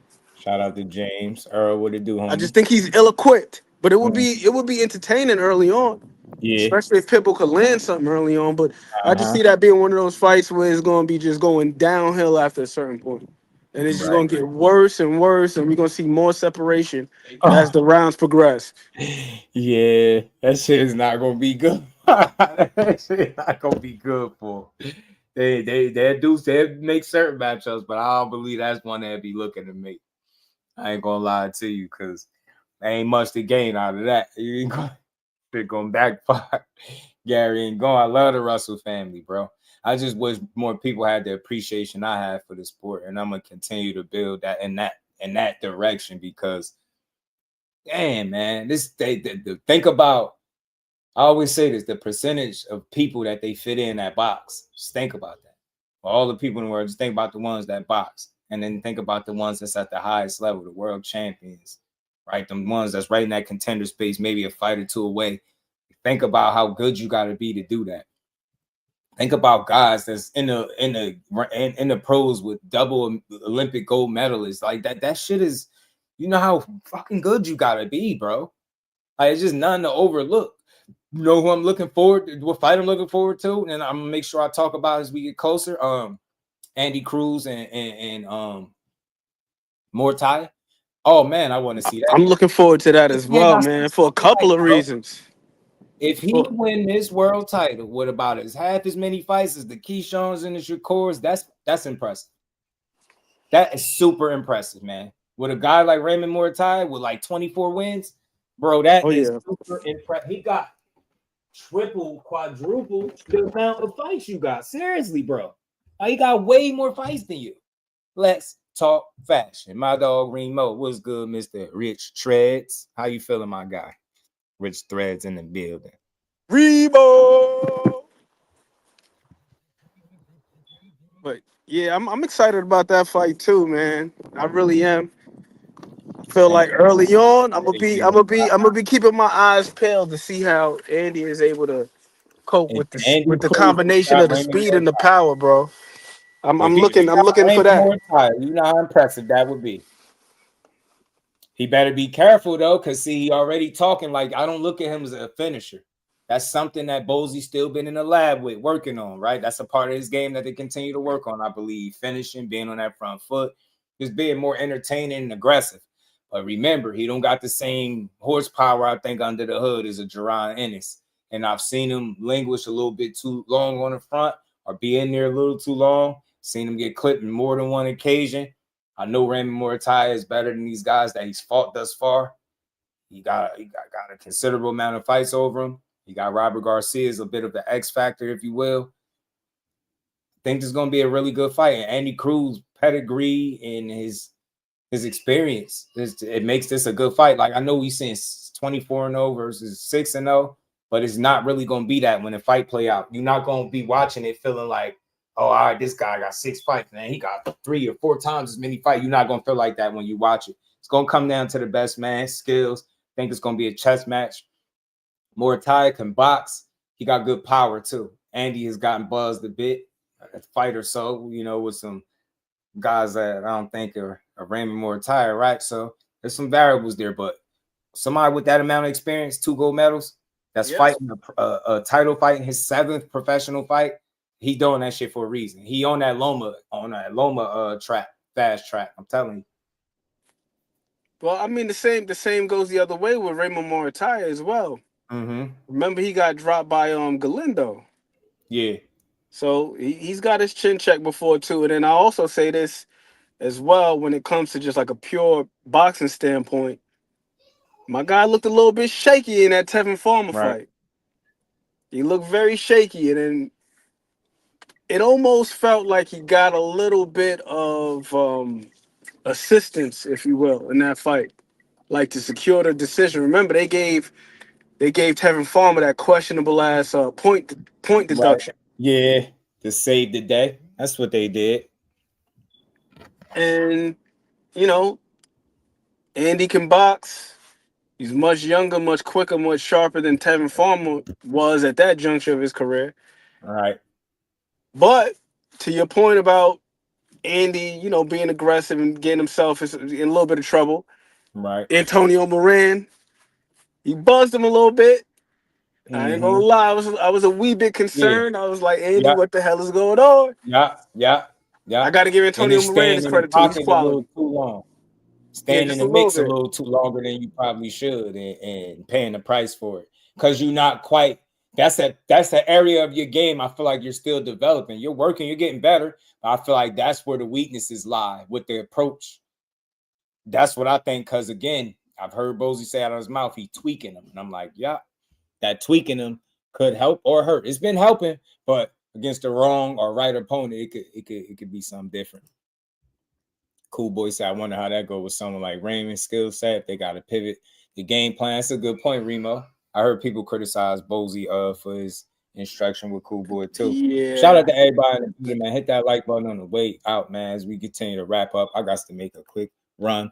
Shout out to everybody, man. We hit over 3 hours. He was buzzed, good. His chin might downfall, in my opinion, or the approach to, you know, just stay in that pocket. But shout out to Ant McQueen, man. Any last words from my brother, Ant McQueen? Appreciate you, bro. Oh man, I'm right there with Remo as well, man. Because you know, once again, Bozy, he does have those moments where he doesn't provide like concise instruction. It's like, yo, just get him out of there, man. It's like, I wonder how much is that his frustration with him expecting, like, you know what you're supposed to be doing, and you're not doing it. I think but sometimes you gotta just communicate that though. You can't just be like, yo, you just get him out of here. Like, I get it, because you gotta think cameras and shit is on you, so you gotta be on your, you know what I mean? You gotta be on your A game and just be aware of that. But shout out to everybody, man. Yeah, he did recover eventually, man. He did. Shout out to everybody in the building. I appreciate the love and the support. Everybody that tapped in. Shout out to all the new subscribers. Everybody that's rocking out. You already know we're gonna be back tomorrow 4 p.m. build on this, man. So with that, much love to everybody, man. I'll see all y'all tomorrow, man. Shout out to James. Appreciate everybody rocking out to the end. And I'll see y'all tomorrow 4 p.m. Eastern Standard Time. Peace. Representing Brick City, Shakur. Finding those levels too. Look at that 4-punch combination. It's a masterclass right now from Shakur Stevenson. That's what you're seeing. A masterclass. And Shakur meets him with straight left hand. Oh, there's a knockdown score with the left hand.